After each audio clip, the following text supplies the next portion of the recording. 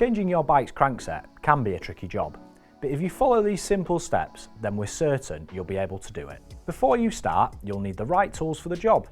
Make sure you've got a 15mm pedal spanner, the correct size Allen key for your bike, a new crankset, a torque wrench, a ratchet, grease and a crank extractor. Oh, and always remember to wear grease-proof gloves to protect your skin. Firstly, you want to make sure you're on the smallest cog on the front gears and the smallest cog on the rear gears to create the most chain slack. Now, let's get those pedals off. On the right hand side, you want to turn them anti-clockwise towards the back. Once you've unscrewed it, pop it off. Then, you want to go to the left hand side pedal, do the same thing, but this time go clockwise, towards the front of the bike. Now it's time for your Allen key. Bear in mind that these come in different shapes and sizes, so you need to choose the correct one for your bike. Check your owner's manual to find out which key you'll need. Next, start by taking the first bolt out. You might find it easier to loosen the bolt with the tool and then use your fingers. Then do the same again for the other side.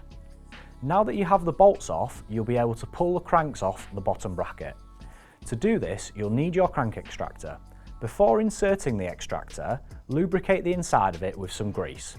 Make sure to tighten the tool with a spanner, otherwise you can break the threads as you're extracting the crank.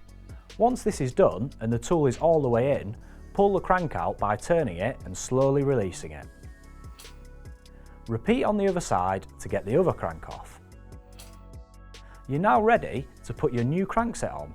Make sure to hook the chain back on the chain rings, otherwise you'll need to remove them again. Start by putting the right hand side one on first, then the left, making sure both are in the 12 to 6 position. Once that's sorted, then you're good to pop the bolts back in. Now it's time to get your torque wrench. Before you move on to the next job, make sure the Newton meter is set to the correct setting for your bike. You can check this by referring to your bike owner's manual or the crankset manufacturer's guide. Once this is confirmed, you'll want to tighten this until you hear a click. Finally, you want to grease the pedals up before popping them back in. For this, we are going to use copper grease, but most anti-seize greases will work just as well. This ensures that when you want to take your pedals out or change them in the future, they're easy to get out and aren't at risk of seizing up. Bear in mind, bike threads are not necessarily standard threads.